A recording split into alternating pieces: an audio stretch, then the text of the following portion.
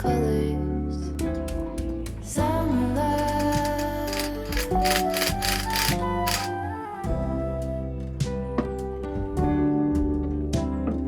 Lonesome dove folded on the lawn chair in all the colors. Summer love.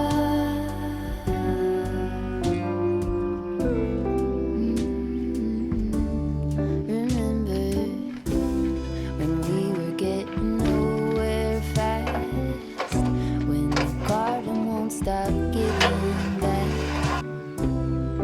Honeysuckle, fresh cut grass. I could really use some stuff like that.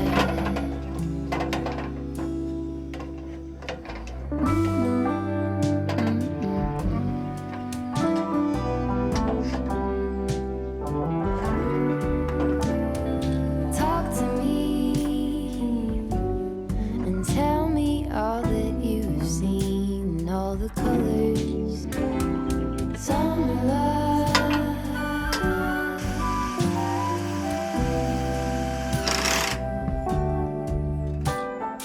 Memories washed in every shade of green in all the colors. Summer love.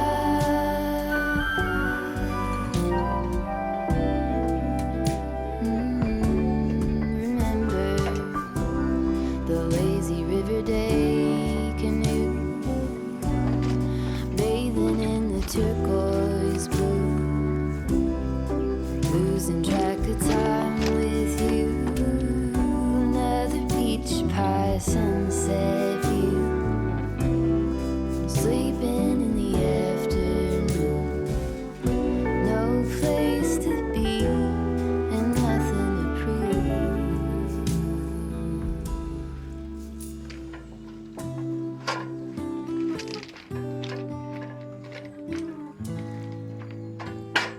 That's sure something I could use.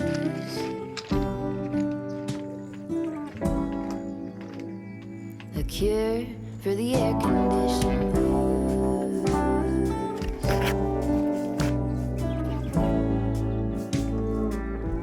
Good to use some too.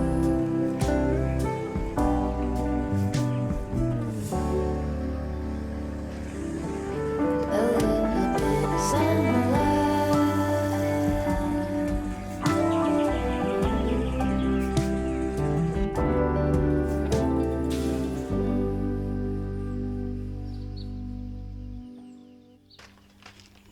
G'day and welcome back to the Shine Wellbeing Veg Patch. Here we are on our second project, installing the gathering place sign. I came across this sign and I was just so delighted that I had to have it, and it's been sitting in my shed for quite some time. Let me know in the comments below if you have this sometimes where you have a great idea but you don't quite have the time to get it done. Well, today's the day and we're going to get this project finished, finally. It's a nice lightweight sign, so it's going to be an easy install.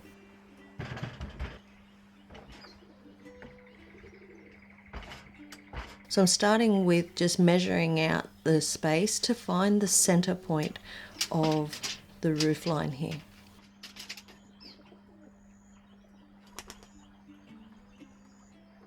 And I've popped a little pencil mark on there. So I now have my center point established. And now I've measured the sign itself and I'm marking the sign to find the center point of that as well.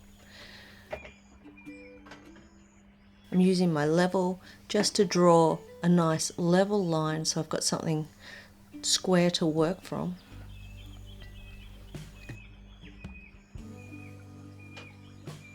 I'm going to line up the little mark that I've popped on the sign to that level line. I'll pop a couple of screws in to hold it in place, but firstly I'm just going to tack it into place with this one screw.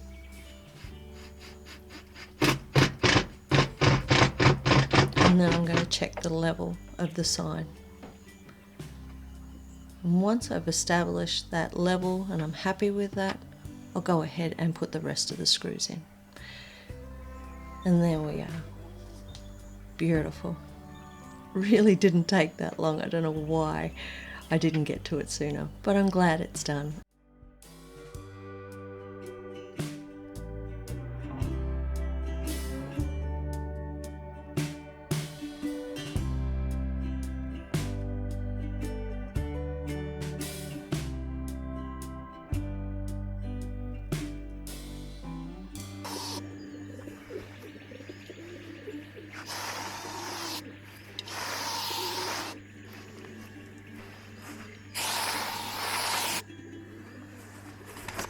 So what you're looking at here is the new lavender bed that's going to go in. We'll be using a sleeper that'll run along that pink line, and then it'll butt into the end. It'll come across here where you're seeing this existing timber here, and then it'll end up lining up. So you'll see we've got this pathway here.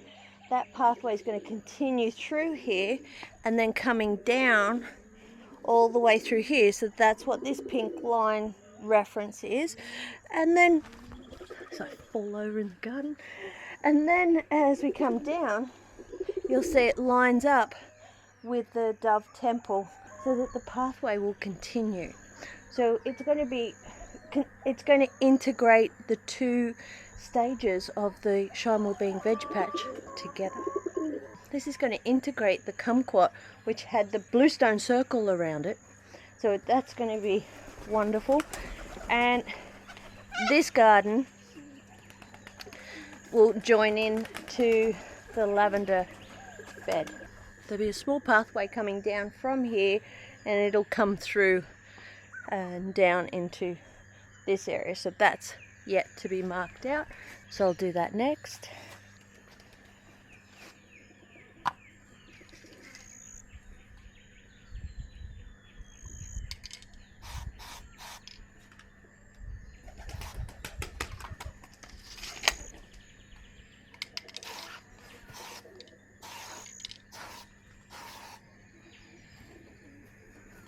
And that's the job done.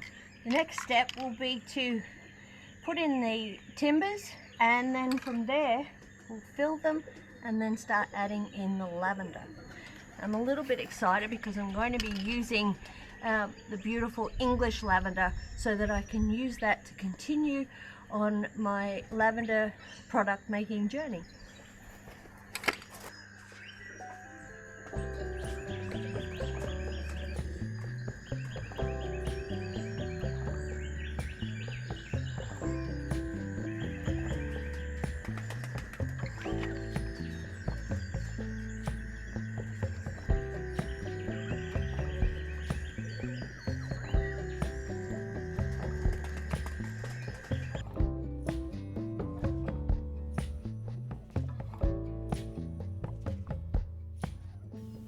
So recently the rabbits have been coming and just nibbling a little bit on the bark of these capital pear trees.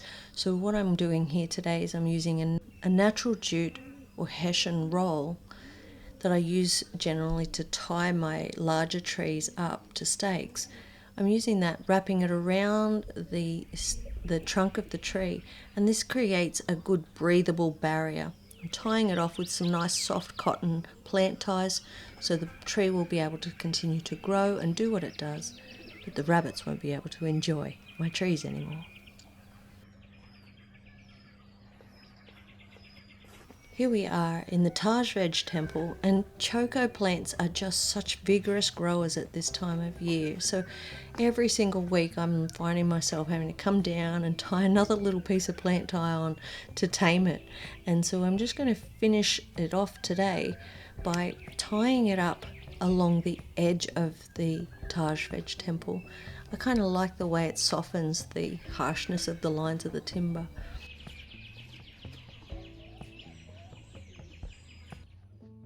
I'm going to pop back up here on my fabulous ladder and tidy up some more of the choco. you'll see these lines of timber just in front of where I'm working here, and this is where I want the choco to actually grow from, because once the plant starts to produce, the chokos themselves hang down like little jewels inside here, and it makes harvesting them so much easier. So I just gently guide all of these vines over and tie them into the area that I want them to grow in. And as I've been working in this space, I'm just tossing the material down, but we don't want to let that go to waste. In the Shine Wellbeing Veg Patch, we always turn our waste into something great. These are some gorgeous jonquils and daffodils in this pot here, but the grasses for some reason have suddenly decided they wanted to live in there as well. But this is not ideal when it comes to supporting your bulbs to have a good flowering season for the next season. So I want to make sure I take any competitors out of this environment so those bulbs can get the nutrition that they need.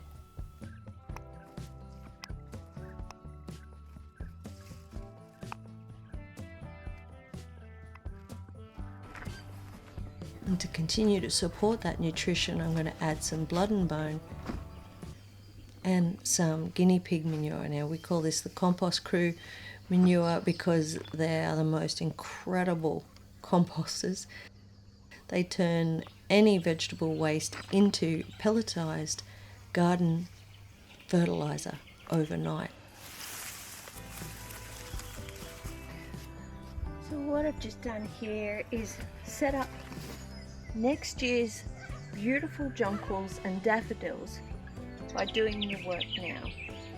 So they're coming to the end of their season, and they're going to be taking all those beautiful nutrients that we've just popped in there, the blood and bone and the compost crew's manure, and it's going to take that down and it's going to draw it into the bulb, and that's what's going to fuel next year's gorgeous flower display. So weeding your bulbs and making sure they're well fed as they start to die off and lose their vitality, you know that you're going to be setting yourself up for a very beautiful next season.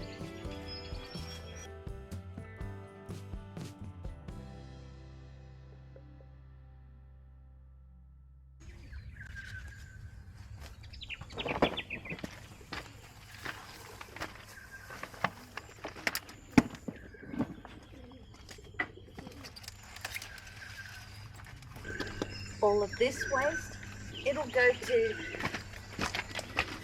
the hens.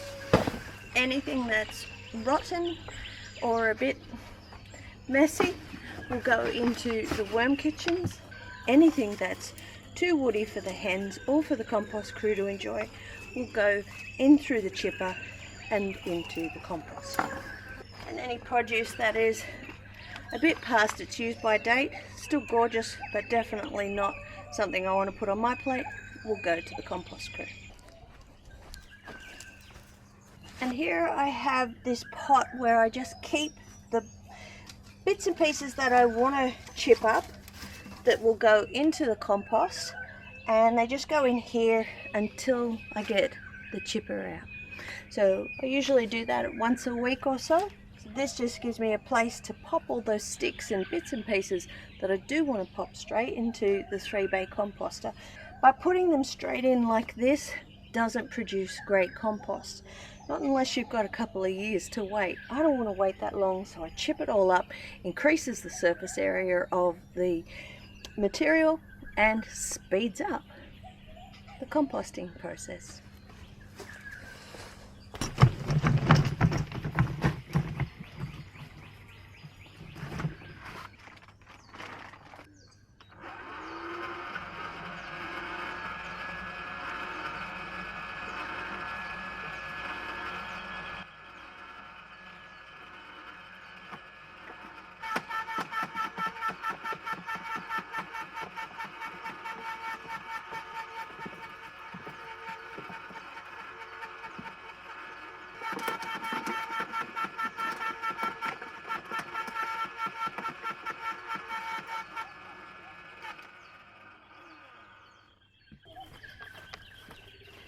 And this is what we've got.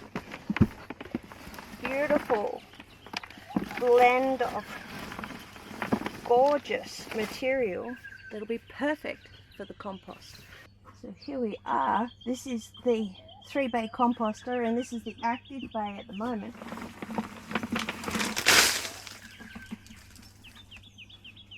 And all that gorgeous material will start to break down in no time. Every week or so, just give it a light tip off, work it in. Sometimes I'll turn it over a little bit more, other times I don't bother. Because the material's all broken up and very fine, it does break down in no time. Look at that. That is full of life right there. When this is harvested, and I could harvest some of that right now. I mean, that material is just so ready to go. But I'm not in any hurry. I don't need it because I've already got some stored. So this is the active bay at the moment, and it's the one that I'm filling up and just adding fresh new material to regularly. As long as you continue to increase the surface area and keep the moisture levels well and have good ratios between your greens and your browns, most of the time the compost will do the work for you. Now this bay is not in use at the moment, but then I'll move down into the 3rd bay, just here, and this is where I store some of my larger pots that I don't have room for down in the nursery area, my reserve sugarcane mulch, and this is all beautiful compost that's ready to be used in the garden. But it means I can just grab a tub when I'm ready and go and use it as I need to. So I'm not having to store it in the whole bay and get out a shovel and do all of that. It makes it super easy. It helps to keep it in one place and makes the most use of the space. So you might recall earlier we had this bucket of general waste, stuff that the chickens won't necessarily want to have. So I'll just go around the garden and pop a few leaves into each of the worm kitchens, and that will turn into beautiful worm castings in time.